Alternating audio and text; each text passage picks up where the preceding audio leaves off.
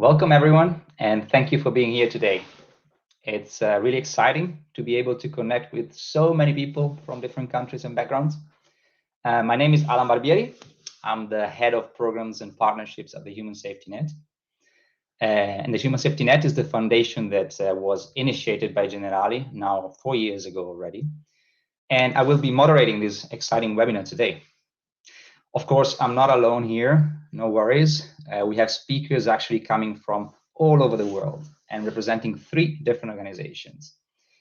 So before going ahead, let me tell you a bit more about them so that you know what to expect and who they are. We have with us today Emma Ursic, who's the Human Safety Net Executive Officer and Generali Group Head of Corporate Identity. We have Ana Maria Rodriguez, who's Early Childhood Development Specialist from UNICEF. We will have Arianna De Leo, the head of leadership giving, also from UNICEF. And last but not least, we will have Roland Monarch, who's CEO of Aflatun International. Unfortunately, Simone Bemporad, who's the Director of Communication and Public Affairs of Generali, who was supposed to open this webinar, was not able to join us today. So we're very sorry for that, but trust me, we have a great panel today, and you will enjoy every minute of it. Before giving the word to our speakers, maybe some useful information from all of you here. So please keep in mind that you can ask questions anytime, right under the video that you have in front of you in the YouTube chat. So there will be a Q&A session towards the end of the webinar where you can actually ask some of these questions. Some of these questions will be asked to our guest speakers. So start thinking of it now. Most likely you will have questions, while you start hearing what the speakers have to say. But keep that in mind. And another interesting piece of information is that before closing this webinar, we will also inform you on how to download the study that will actually be presented today. So now, maybe just a short introduction of why we're here today. So the Human Safety Net is a movement of people helping people, and it is also Generali's flagship initiative for the community. So we're active in 23 countries, and we involve almost 60 partners like NGOs and social enterprises. And all of them focus on the implementation of 2 main programs, global programs. One of these programs aims actually at supporting the early childhood development. And within that big sector of early childhood development, the Human Safety Net focuses on one specific angle, which is parenting.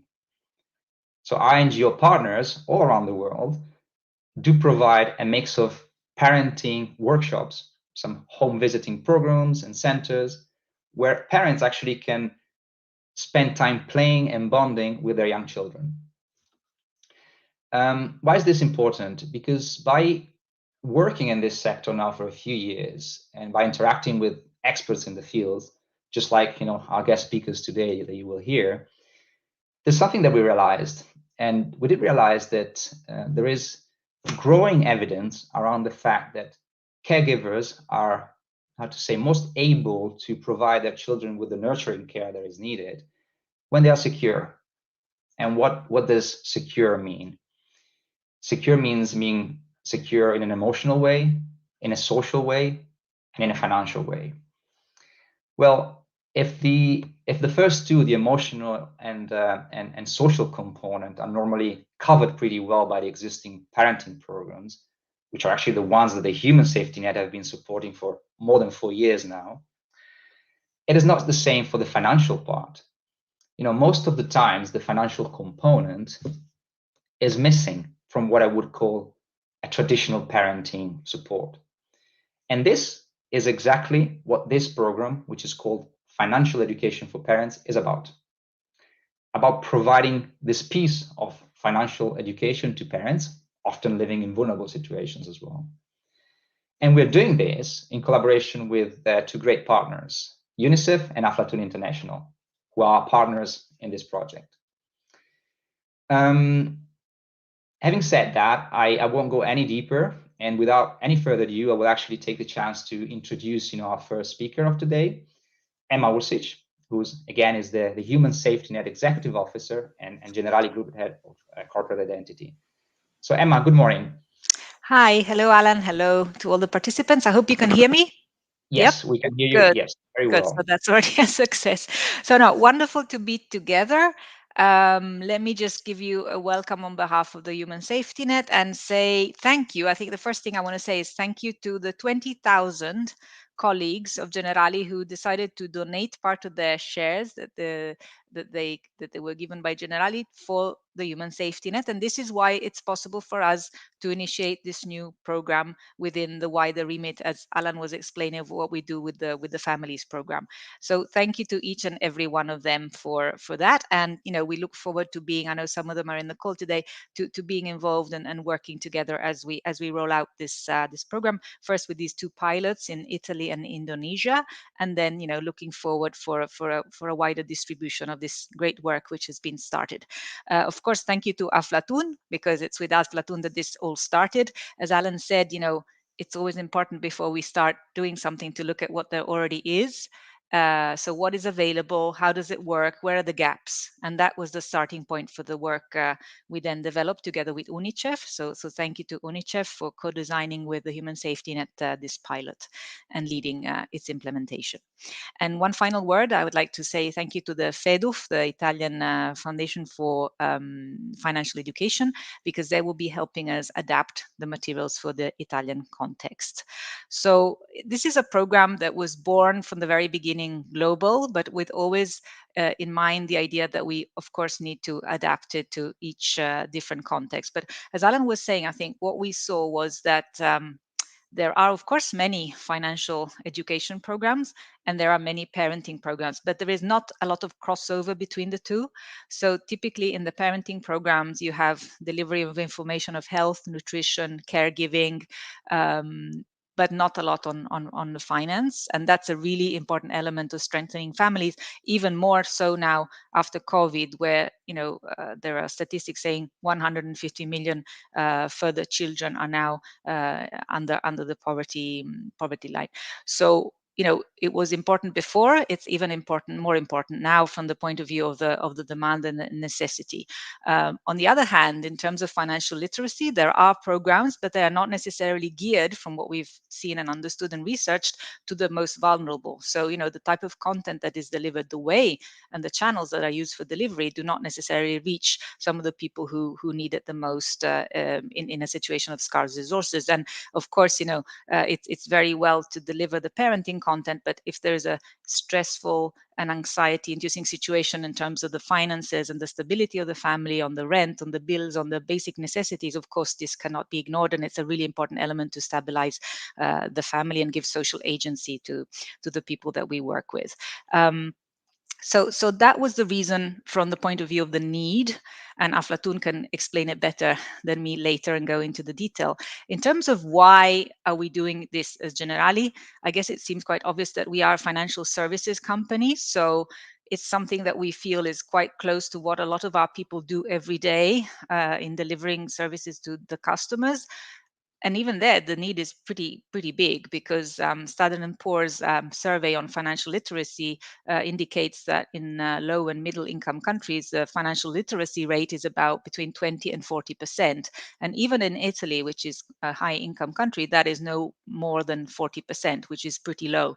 Of course, we have to consider that in vulnerable situations, young parents with small children in these circumstances, it's even less. So that's why we decided to add this new element. I think what is important to be said, even to our partners and some of our colleagues, is not that we're starting a new program. We're simply reinforcing and widening the service that we provide to the families that we serve with this new element that we believe is really important to kind of give them that stability and that capacity to look after their families in the best possible way. Now, we started, as said, in two countries, very different countries, for one reason, because the Human Safety Net is in more than 20 countries, and the idea is that this is just a beginning. It's the beginning of something that we would like to see then widely applied, based on also the experience and the feedback that we gather from this first pilot, both in Indonesia and also in Italy, starting from Milano. So we really hope this is the start of something good and useful that can see a further rollout involving all of our stakeholders, including our colleagues. We would like to find the most most apt way to bring them in and help us deliver this program together with our partners. Of course, the contexts are very different from the normal ones that they face. So I think we need to see the best way to do that with the people we serve in these communities. But I think now it's time to hear more about what we have with this financial literacy program. So I would like to hand over back to Alan and continue. Thank you. Thank you. Thank you very much, Emma. Thanks a lot. It's really interesting to hear about the ambition of a global project. And honestly, I mean, I cannot think of a country in the world where this would not be needed. So I guess we will have to stay tuned then and open ears for anyone interested in joining forces in this innovative adventure as well, I would say. But let's now hear from UNICEF, as Emma was saying. Let's go really into the ground here and understand, how all this is going to be working and what it is about. So we have with us, as I was anticipating before, Ana Maria Rodriguez, who's early childhood development specialist from UNICEF, and to whom I would like to ask what is UNICEF view on parenting programs first, and what is exciting about this project that we're doing together. And good morning and welcome, Ana Maria. Hi, Alan. Good morning. And thank you so much for having UNICEF in this conversation. And also, thank you so much for having engaged with us in this exhilarating and innovative idea to definitely chip a little bit into changing children's and families' lives around the world. Early childhood development is a main priority for UNICEF's work. Besides being global custodians for Sustainable Development Goal 4.2, country offices around the world are committed to permanently work on ECD. ECD is the acronym for Early Childhood Development. In the Eastern Pacific region, 13 out of 14 countries have included ECD as an active priority. This makes sense because evidence has demonstrated how key the first years of life, and in particular, how important the relationships children have with adults and peers are. So what do we mean when we talk about relationships and ECD? Interactions. Quality of interactions between significant adults and kids are very, very important.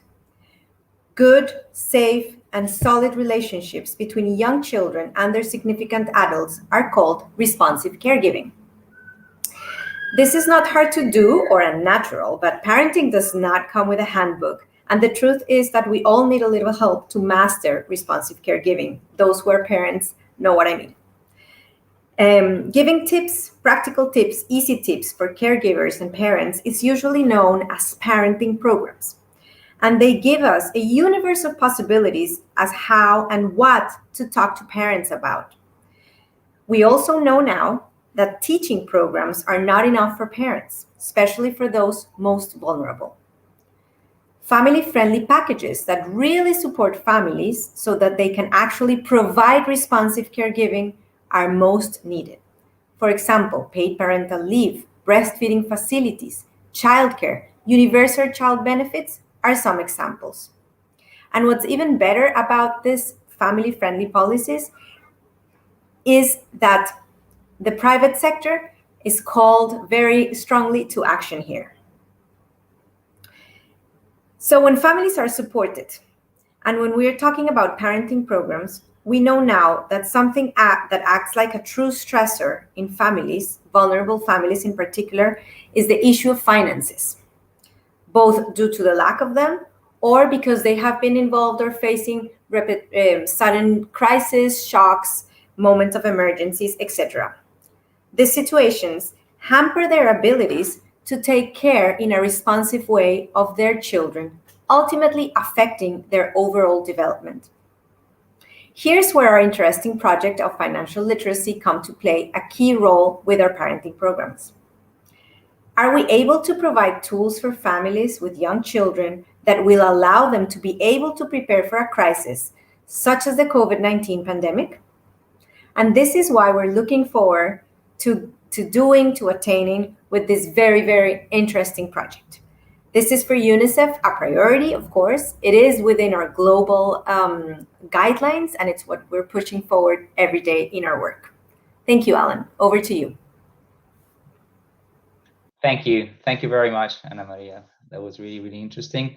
And what I especially like, and this is a bit more like, behind the scenes of this project and interaction that we're having with UNICEF, and this is the fact that what I would call the few golden rules of any project are really taken into consideration, which is really keeping it simple and easy. So adapting what we're doing to local context, and adapting it to everyday life of the people. So thank you for doing that, and thank you for working with us on this.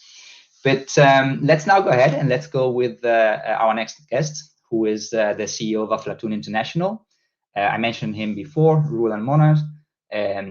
Roland, I know you have been working tirelessly on a report, which then became actually the foundation for the project that we're presenting today.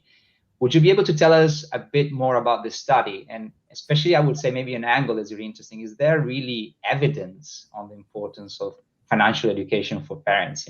I am a parent myself, and I guess many of the listeners are here as well. So I'm going to pay a lot of attention to your words. Thank you, Alan. And let me first start to say thank you to the Human Safety Net and Generali for your leadership and vision in this area. Your work is really important contribution to build resilience among young families, especially vulnerable ones. Before sharing the results, I would like to take one step back and I'm just checking. Do you have the slides ready?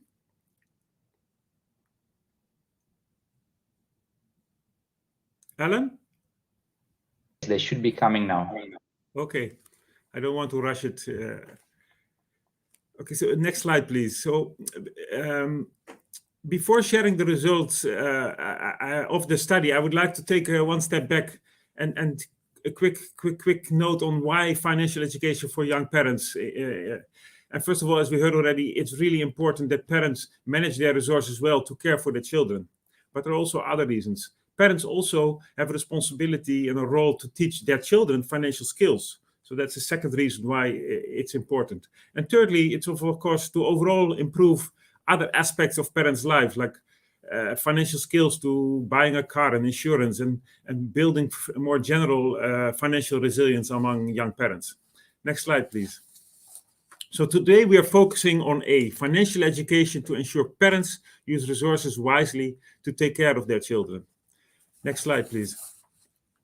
The hypothesis in the study is that by integrating financial education into broader parenting education, we can boost early child development, particularly for those most vulnerable families. Next slide, please. So we did a global review and we looked at a number of key questions and with the idea that it could inform future programming, combining financial education and positive parenting programs. So what evidence is available? Who has done it where? What are the results? And what lessons can be learned from these experiences? Next slide, please. So we did a comprehensive review of studies published in the academic literature and the grey literature. So all studies we included had an impact assessment and impact evaluation. After we identified the studies, we also went back to the projects themselves, looking at progress reports, because many projects don't really go in detail in publications on what their challenges were, and we really want to learn from those challenges. We identified 25 studies from 20 countries. For low and middle income countries, we feel that we're quite confident that we captured most studies. For high income countries, there were more studies, but we needed to find the right balance. It's important to know that nearly all programs were in a pilot phase, so there were tests more than really scaled up programs. So it shows also that the topic we're discussing today is still in a nascent phase, except for programs in the US and Australia. Next slide, please. So the first question was, does it work? Yes, nearly all studies found a positive impact, but many had mixed results. So the impact was only measured in positive parenting part. It was found in that area. In other studies, they only found a positive impact on the financial literacy skills of the parents. But in combination, there were fewer studies who had an impact on both. And these suboptimal results are mainly attributed to challenges in the design and the delivery of the programs on the ground. And I'll come to that in a minute. But let me start showing you some examples. First one is in the United States, the Head Start ECD parenting program promotes school readiness of young children from low-income families. And it includes a financial education for both parents and children. And the program study results showed that it had a positive impact on children's preschool experience. So compared to children who didn't participate in the program, the children are more likely to have access to learning materials and less likely to experience spanking by their parents at the age 5. In Moldova, in Eastern Europe, there was a project that supported the closure of orphanages, institutions for babies in the capital, Chisinau. And it provided young parents with parenting education, financial education, job coaching, access to small grants, and an ECD care for the children. And it found that the number of children that were admitted to orphanages reduced significantly as a result of this project. So yeah, there was a real impact as a result of these studies. In mind of time, I'd like to move to the next slide. Some key characteristics of the programs. Most positive parenting financial education programs have a financial inclusion or economic strengthening element. So 19 of the 25 programs combined ECD parenting financial education with a financial inclusion intervention. So for example, in India and Nepal, it was felt that a cash transfer program for vulnerable families was not enough to enhance the child well-being. And therefore, they added 14 parenting sessions, including 2 financial education sessions. Most parenting programs with financial education have an integrated approach. So it's not only positive parenting and financial education, but many other program elements are included. For example, in the United Kingdom, a Pots of Gold program is implemented in local children's centers, where they were also provided with information on antenatal care, postnatal care, child and family nutrition, child support, access to subsidies, special advice for separate parents, employment, etc. So really an integrated approach. A third key element was that most interventions are implemented at community level. In the high-income countries, they are all implemented in local social services centers and ECD centers. At low and middle-income countries, they're more implemented at community level, like under the tree. For example, in several African countries, weekly community savings groups were used as a platform to do positive parenting and financial education among the beneficiaries. Let's go to, and many of the 15 of the 25 programs had a home visit element. So facilitators who were facilitating the weekly or monthly meetings were also visiting the home. The group meetings were also visiting the homes of the families. Next slide, please. Now, as I mentioned, the impact was for many programs limited because of design and delivery challenges. And I just want to highlight 4 or 5 key elements which are really important, which comes out of the study to consider when designing financial education positive parenting programs. First of all, the number of parenting sessions in the parenting program varied quite a bit. So that's how many times the parents are being reached with positive parenting sessions. It ranged from 5 to 46 sessions, and the median was 12 sessions. So that's overall ECD and financial education. Roughly, there was 1 financial education session for every 6 non-financial parenting session. The financial education session ranged from in 1 or 2 programs for only 1 session to another project which had 29 financial education sessions. Overall, on average, 2 sessions per project were on financial education. One could ask the question, is 2 enough? It's an area for concern. For example, in the Philippines, where they had 11 positive parenting education sessions, 2 were financial education. And participants stressed during the research that they needed to be equipped with more financial management skills, and they urged for many more financial education sessions. A second key point is the delivery. You have to use active learning methodologies. They are much more effective than the rather old-school classroom passive learning techniques which have been used in a number of projects. We see those projects which use more active engaging with parents in a different, innovative way are more successful than the traditional sessions.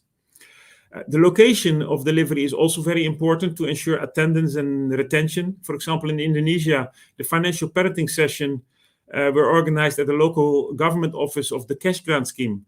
but they soon changed this because they felt that the location was not appropriate for the parents and to do these sessions. I think the most crucial point, and that's why this initiative with UNICEF and the Human Safety Net is so important, is the locally appropriate practical content is essential. Parenting programs really need to carefully assess the context and culture where the program is implemented. So it will be different in different places. It is different in different places, and the tools which are being used need to be adjusted. The reality is that many of these projects used foreign tools which they try to apply to the local context. And most projects during the implementation had to adjust the content of the context of the programs because they were not appropriate enough for the local context. Another key point, which is not only for financial education, but in general for parenting programs, is, of course, facilitators. The selection, the training, the supervision, and the retention is a crucial issue. And of course, it's also important to be mindful that facilitators also need financial education in order to convey this to the parents. The level of facilitators was very different. In South Africa, they were social workers, while in Nigeria, for example, they were community workers. And really making sure that they all capacitate themselves with financial education is important. Another point was that in some projects, they separated the financial education sessions by different facilitators than the other positive parenting sessions. And that created problems because there was lack of coordination and the parents were confused with who is talking with me about what. So there are some key design issues. Next slide, please. There are two specific considerations which I also want to highlight, which are really important. First is gender. It's really important to consider gender in the design and delivery of the programs. For example, in Uganda, the financial education component was delivered during savings and loans associations, weekly meetings. These meetings are mainly attended by women, so as a result, men were less involved. In Zimbabwe, some husbands refused participation by their spouses, and in Nigeria, the young fathers felt it was unmanly to participate in these programs. So it really needs attention. And once you figure it out how to get the men involved, you also see an increase in results we have noticed in the studies.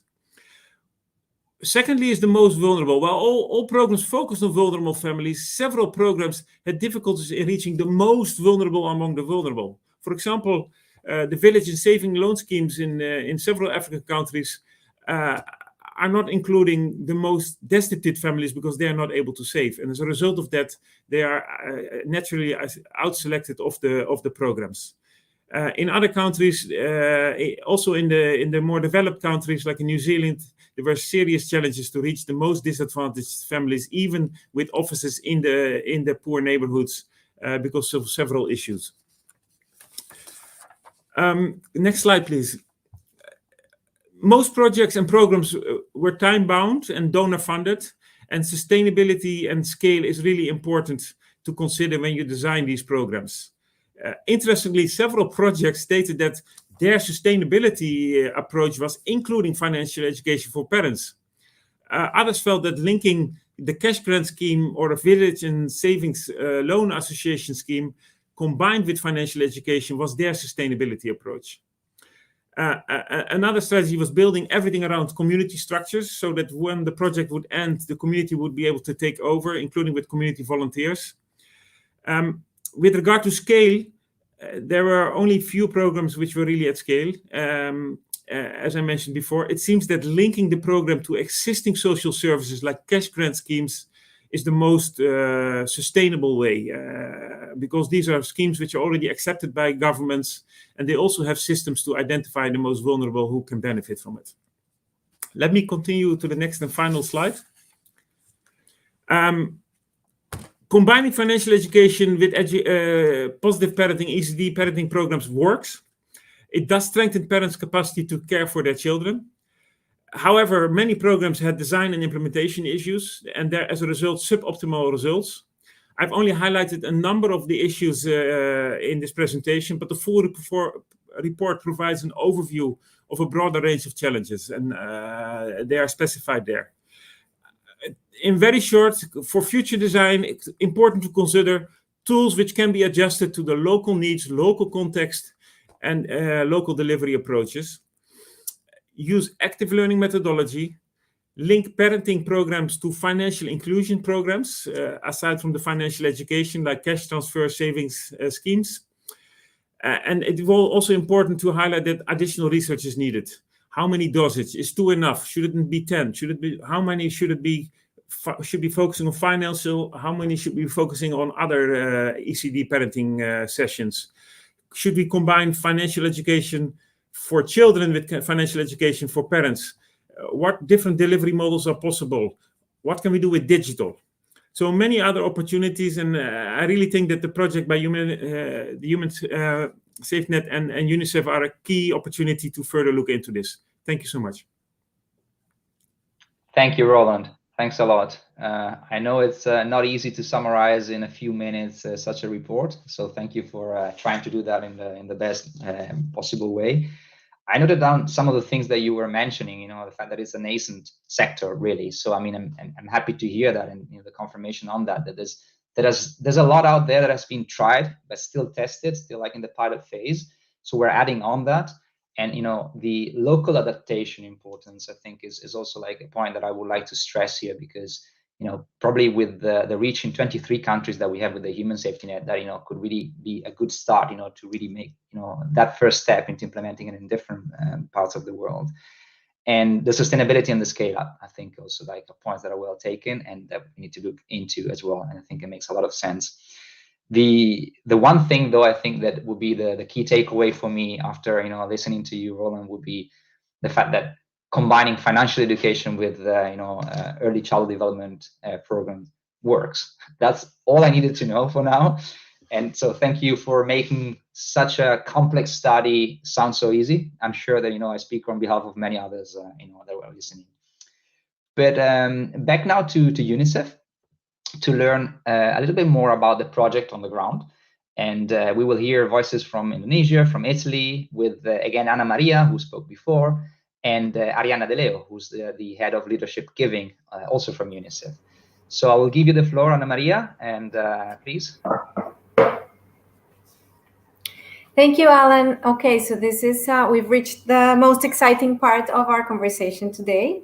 And I am very pleased to be sharing this space with our dear colleagues from Italy and also from our country office in Indonesia, who are the real heroes and the real ones who are making this actually happen on the field or on the ground. So let's just go very quickly, just a little bit over the context and why and where are we working with this great project in the field. Next slide, please.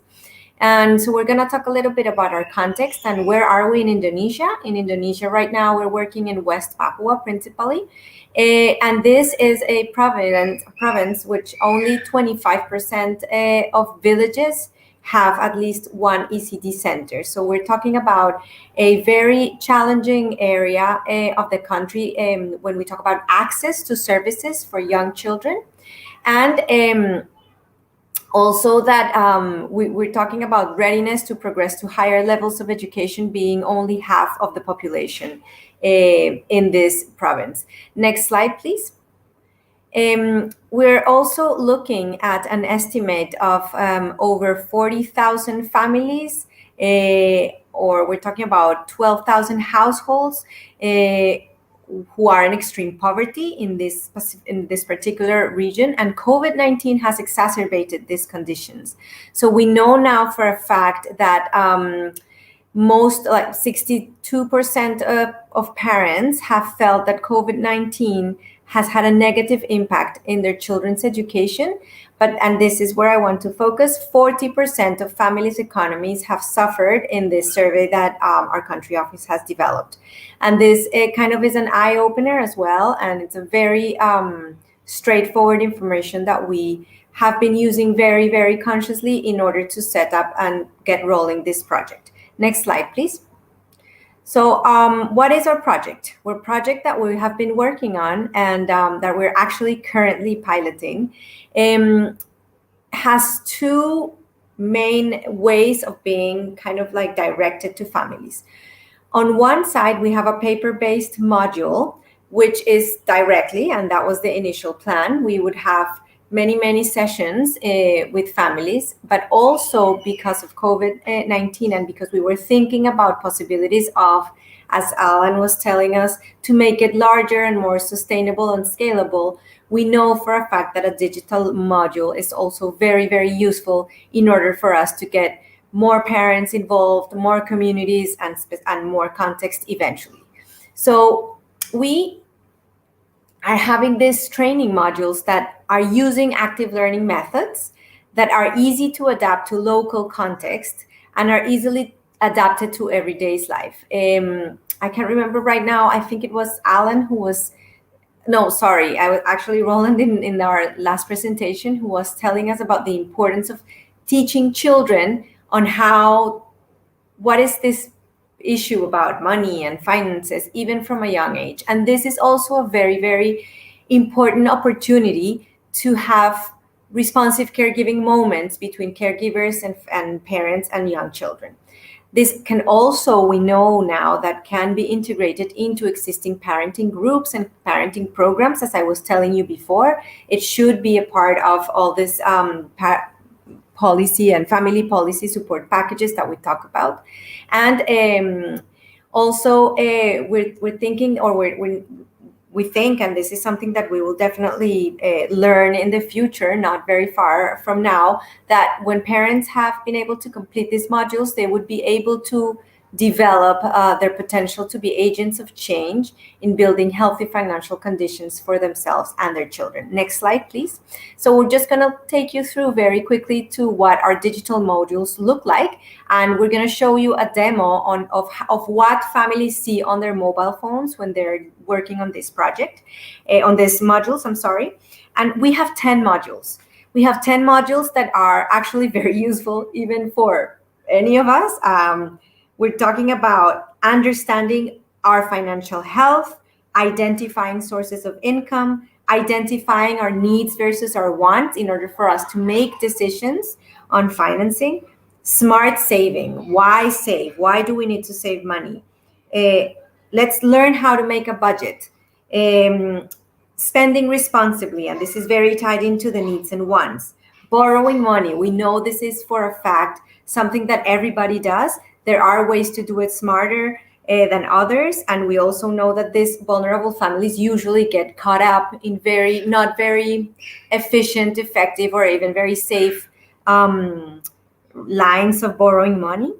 And also we have a component or a module on introducing digital finances, financial planning for emergencies. And this is something that we've always had very present in our minds, but now amidst COVID-19, we have seen a huge value on working around this very specifically.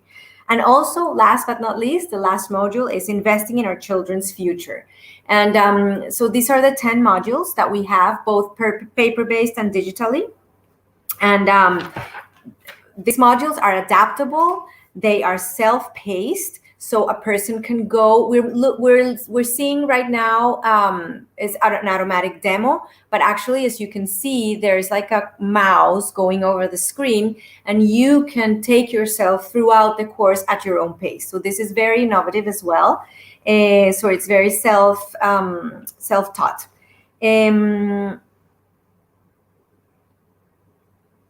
Yeah, I think this is a great description of what we're doing, and I think it's very comprehensive. We could definitely share more information once we have it piloted and finalized in this first phase, but we wanted to share with you how it looks and what people are seeing.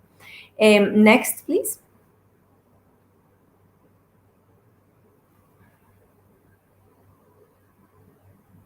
All right. While we finalize this part,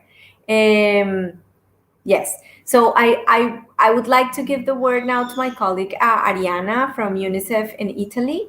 She's going to share a little bit of the experience that we've had with this project in Italy, because as we've been telling you today, we have been doing this in a twofold approach. And so yeah, over to you, Ariana. Thank you very much, Ana Maria, and thanks to everyone. And thank you to Generali and the Human Safety Net, because actually this is a really interesting pilot to do also in Italy. And it actually comes in a moment where UNICEF is thinking how and what to do also in high-income countries. And this is because what we are observing, and if we can go with the slides, in also in the so-called high-income countries, inequality is increasing. And we have taken just a few data with regards to the Italian context. And we see that, for example, we have low rates of access to early years education. And we know that education meant in a holistic way is so important, for children and for the brain development, as was mentioned also before by the other colleagues. And we have, for example, in Italy, more than 20% of need. So people, young people between 16 and 24 that are not in education, not in employment, and even not in training. This is a huge percentage. And we have also, if we look at our economic data in the country, we have an important drop in the GDP due to COVID above the EU average. We have 2 million families that are in absolute poverty. As UNICEF, we have just undergone what we call a situation analysis. So really trying to understand and collect data with regards to the situation in the country, obviously always through the with regards to the condition of the children. And there are actually a lot of indicators that say that it is important to do something and to take action. And so if we go to the next slide, we see that actually, if we look at who is most affected by the worsening condition, exacerbated also by the COVID-19, obviously, it's the households, and especially the households with children. Many of them are households with migration history, or there are lone parents, or it's about large families. And we have seen an increase, for example, in terms of food insecurity, especially people who are joining this webinar and who live in Italy. I think may have noticed that actually there is an increased number of families who really need also to recourse to food aid. We know of an increasing number of families who have difficulty in paying the bills. So actually there is a need to intervene, and financial education, trying to work on financial education is really the right fit, is a really powerful tool to help families face the crisis. Anna Maria was mentioning it, for example, in emergency situation. It's a matter of how you manage your budget family, but as also Roland was mentioning, it's much more, and it goes beyond that. It's really for the well-being of the child and the parents. And so let's go to the next slide. What are we doing in Italy? In Italy, we are obviously taking the financial literacy modules that have been developed. We need to adapt them to the Italian context. Both in terms of language used, in terms also of some practical issues that I will show later on. And what we're trying to do is always, is really to embed the ECD and the parenting and also the children's right in these financial literacy modules. It's not about talking about children's right. It's about how do we use an appropriate language so that when we deliver these modules, it's clear that we are doing it, for example, in the superior interest of the children, which is one of the key principles of the Convention of the Rights of the Children. Or how do we embed the notion that we really need to thrive for the well-being of the children? Or how do we embed the notion that there has to be non-discrimination? So this is the added value that actually also Roland was mentioning. And that was actually the initial challenge launched by the Human Safety Net. putting together financial education and parenting and ECD. And so we revise to adapt it to the Italian context, the modules that have been developed. We test them in different settings, offline and online, as our colleagues in Indonesia are doing, directly with pre-primary and primary schools, and obviously the parents and caregivers that are involved there, and also with the so-called UNICEF's child-friendly communities. And for us, an important part is also to work with institutional partners, both at local and at national level. So, for example, we are working with the municipality of Milan and are testing these modules within their ongoing programs. And also at national level, we are trying to embed this program and this financial literacy modules within the programs rolled out by the Ministry of Labour and Social Affairs, and especially within an initiative called Child Guarantee that has the overall goal to combat child poverty and exclusion. And so managing to include this type of initiative in something that is already ongoing will then enable us now to scale the program, to replicate it. And let's go to the next slide. Actually, the first findings are very interesting, are really very interesting. It's different from Indonesia, but there are obviously some key elements that are common. For example, in terms of language and contents, it's more about financial education rather than financial literacy. So it's a little bit more holistic. As I said, the third point you will see on the slide, we need to adapt it to really the availability of parents and caregivers, simply in terms of timing. While maybe in Indonesia we can roll out a training that with 8 to 10 sessions, this in Italy is not feasible. And so we need to adapt it also to these very practical constraints.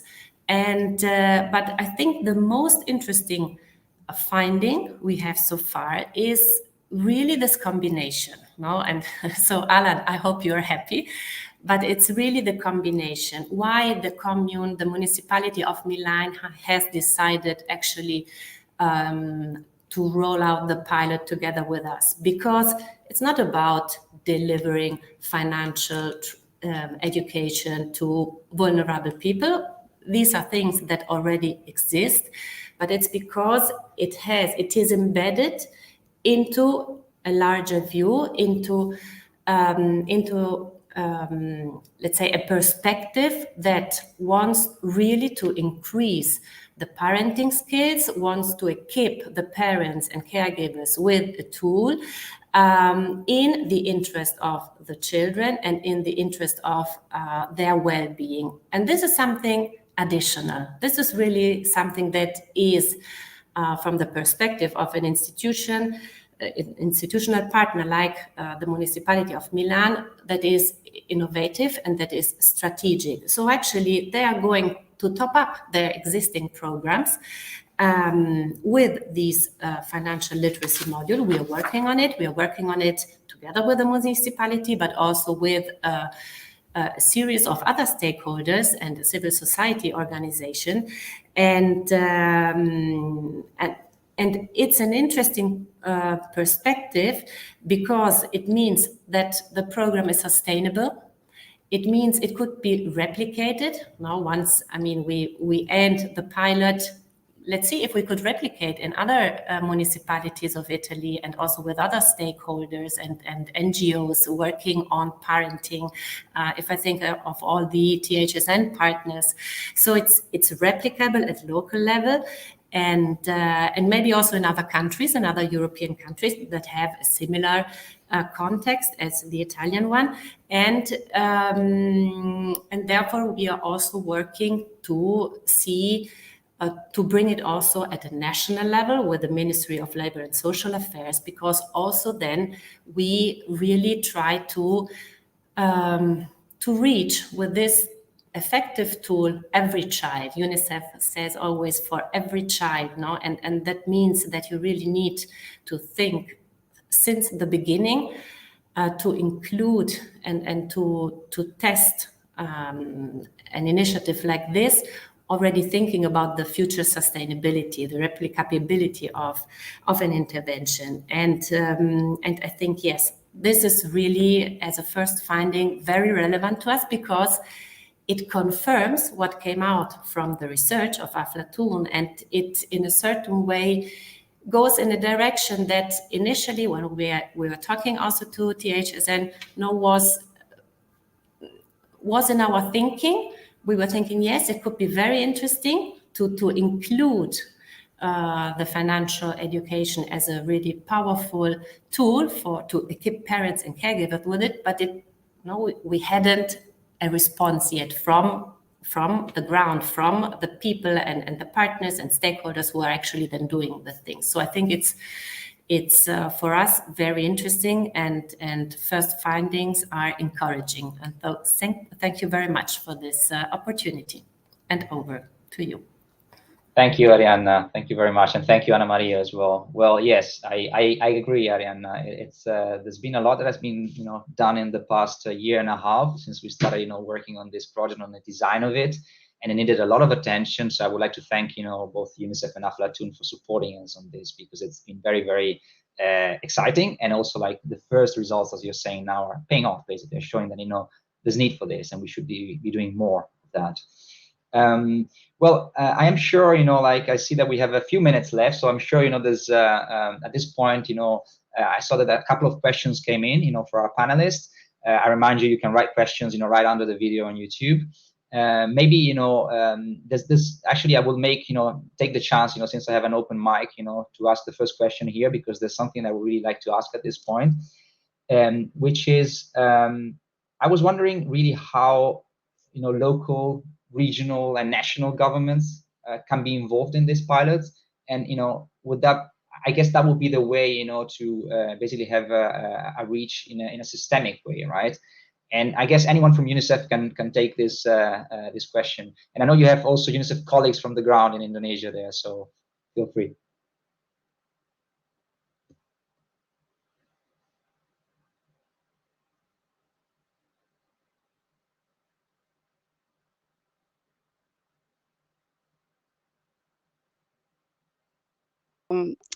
Great to have so many people online and engaged in this really important work that we're doing. I think from the Indonesia perspective, for the financial literacy module work that we're doing, we have really taken time to try and make sure that we've gotten key government partners to be part of the implementation process, the design and the implementation process. So in Indonesia, we actually have an agency, it's called the National Board of Population and Family Planning, that is one of the lead agencies, government agencies for parenting programs in Indonesia. And they have structures at national level, subnational level, so at district and provincial level, and have been really integral to, as I said before, designing the program, helping us to contextualize the module, but also being very involved in becoming actual specialist trainers, so that we have master trainers sitting at national, provincial and district levels that are able to, pass this very important education work in financial literacy to families, and particularly obviously in the target areas we're working in West Papua. So using this structure at national and provincial and district level means that we have a good chance of kind of setting a very good sustainable foundation for the work that we're doing. And I think that once we've learned from the pilot work in West Papua, there's a good chance of being able to sort of share and expand the work a bit more broadly within Indonesia. So I think we're very happy, I think, also to be, in addition to working with these key government partners, also working with non-government partners, because they have a lot of expertise working in the particular areas of West Papua that we're working in. And I'd like to also mention that the facilitators that will be training to actually do the financial literacy work with parents are actually, many of them are actually early childhood development teachers. So they're actually part of the communities where they actually work. And so I think that's also very important for sustainability prospects as well for the work, to try and make sure that we're leveraging the human capacity that is there at village level. I noticed that Rosina has asked a question about when parents actually receive the training, whether they are able to become sort of ambassadors in their communities. And I think it's fair to say that we have great hope that that will happen. Like I said, we're at the very early stages of the pilot at the moment. We are just in the process of contextualizing the module and testing it to make sure that parents, it is effective in terms of, key messages and key learning for parents. But very much, we hope that because the learning is taking place at kind of a village level through parenting groups, we feel that the prospects of parents becoming active, supporters and sharing of their experience through the financial literacy learning that we're supporting, that there's every chance that they will become very active, advocates of the work and of the knowledge and the skills that they have gained. But certainly we need to do more work in sort of, when we actually go to the rollout stage, we will be kind of looking at these issues to see how we can really promote that sort of active engagement by parents, those that have directly received training, as well as, to see how far they are able to communicate to peers within their village and within their parent groups. So thank you so much. Thank you, Catherine. Thanks a lot also for jumping on the other question, which I think was really, really relevant. I'm looking at the time, we have a few minutes left, and we're now approaching the last part of the webinar. So I think I would like, maybe to wrap it up here and actually ask one last, for the last time, like one sentence, from our speakers. And maybe, Ana Maria, I will start with you in one sentence. What do you think is the future vision for the project for UNICEF? And I guess I saw there's another interesting question that came in as well from Astrid Burns, about if the modules are open source. Maybe you have a chance to respond to that too. Yes, I'm gonna try to do the one sentence, although I don't think I will success, but I will do 1 minute. The course is not open source yet, but this is one of the hopes that we would like to have in the near future, and this is why. So instead of sentence, I'm gonna use some words that I kind of imagine that we can take this forward. Adaptation, sharing learnings, contextualization, which is very much adaptation, scale up when relevant, where relevant and possible, and in particular, and I think this is my closing sentence, we should try to insert it into larger systemic and more strategic frameworks, such as the family-friendly policies global movement that we're pushing forward for UNICEF. Because as we have learned today, and as Aflatun also showed us very clearly, it's not enough to just do one thing. So as early childhood development, it's intersectoral and multi-dynamic. These kinds of parenting programs need to be like this as well. Thank you, Ana Maria, for being with us as well. Emma, what contributions can webinar participants provide? Yeah, I'd like to take from Harry's comment in the chat and say that, by listening, I think you take a step out of all the work we've been doing. I think I'm so happy to have all the partners we have, the deep thinking that's going into the way we work. And I think this is the best way to work on anything. So I'm proud and grateful to all of you, to Aflatun, to UNICEF, to our colleagues in the countries. And to Harry's point about adapting to local context and could we make use of the ambassadors worldwide to help contextualize? I think this is based on the experience we had with Oxford University and the Parenting for Lifelong Health, where we had 800 colleagues involved in adapting the materials in different languages. So I think that was a very successful way of doing it. And it's, I think, a good idea going forward in how we can continue. Also, to Astrid's point, the idea is this is just the beginning. Of course, we need to give it the time to make sure that it's working in the 2 pilots, but then this is definitely the intention to take it forward. And I'm so happy to have so many colleagues and partners in the call today, because I see we are basically covering all the continents. And so, you know, our hope and ambition is that we will soon be going in the different countries where the Human Safety Net works with this amazing project and content. So thank you all, and looking forward to the next steps. Thank you, Emma. Thanks a lot. Roland, last question. How will this information be disseminated?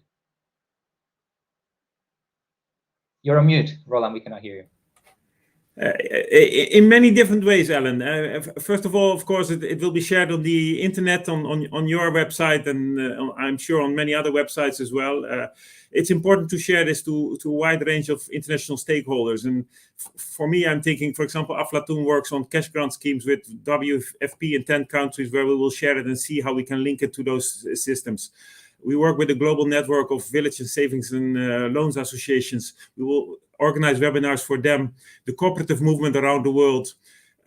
We work with 50 governments, and aside from the social sector, we also need to really engage the central banks and the private sector. So we will organize sessions there.